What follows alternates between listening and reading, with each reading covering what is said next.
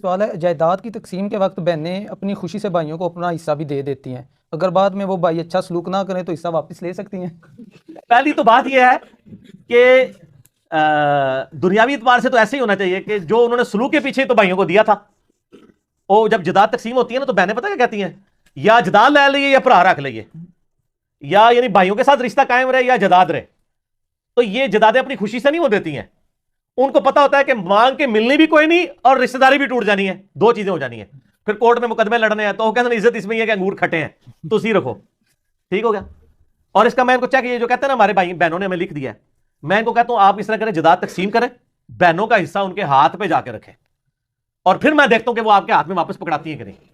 उस बहनों की औलाद ही नहीं आपको देनी देगी, और ये हरकत नहीं करनी चाहिए। और मैं कहता हूं कि जिन जिन लोगों की माएँ ऐसी हैं कि उनको जदाद में से हिस्सा मिल रहा है, वो अपनी माओं को मजबूर करें कि अपने मामुओं से वो लें। सर ये अल्लाह ताला ने कुरान में विरासत के अहकाम बयान किए हैं, इसको हदीस पे भी नहीं छोड़ा, और नमाज का तरीका नहीं आया कुरान में, लेकिन जदाद की तकसीम का आया।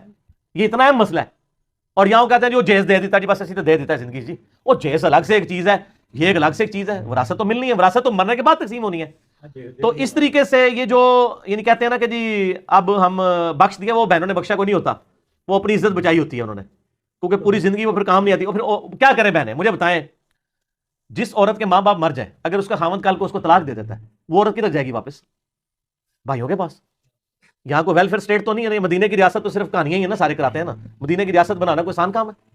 वेलफेयर स्टेट कहां से बनी हुई है ये? अल्लाह करे कि बन जाए। तो वो फिर अपने यानी भाइयों के साथ बना के रखती हैं ताकि हम वहां पे वापस जा सकें। बहरहाल अगर इस केस में वो गिफ्ट कर देती हैं फिर वापस ना ले, क्योंकि बुखारी और मुस्लिम में हदीस है कि जो शख्स किसी को तोहफा दे के वापस ले तो वो उस कुत्ते की मानद है जो क्या करके चाट ले, सवाए बाप के। नबी अलैहि सलाम फरमा दिया, एक्सेप्शंस आर ऑलवेज देयर। बाप अपनी औलाद को दिया हुआ गिफ्ट किसी भी वक्त वापस ले सकता है, वो चाटने वाला मसला नहीं है। यानी बाप ने अगर किसी अपने बेटे को कोई चीज गिफ्ट की है तो वो ये उसको नहीं दी सुनाई जा सकती, क्योंकि नबी अलैहि सलाम फरमाया कि बाप अब्बे को नहीं जान छुटनी। ठीक हो गया ना, क्योंकि इब्न माजा में हदीस है, तू और तेरा माल तेरे बाप का है। तो बाप अगर आपको कोई गिफ्ट देता है वो जब चाहे आपसे वापस ले सकता है, लिहाजा बढ़ा के रखो, ठीक हो गया। लेकिन दीन की काश में ना बना के रखो। एक बंदा कहे जी मेरा बाप कहता है रफल इदैन नहीं करना तो मैं नहीं करना, मेरे बाप ने कहा दाढ़ी नहीं रखनी, ब्याह होलैंड से, ठीक है। इस तरीके से क्या होता है, कोई फर्क नहीं पड़ता। तो गिफ्ट दिया है तो बस ठीक है, आखिरत में ले। आप गिफ्ट दिया ना, आप आखिरत में ले, दुनिया में ना वापस ले। कानूनी तौर पे अगर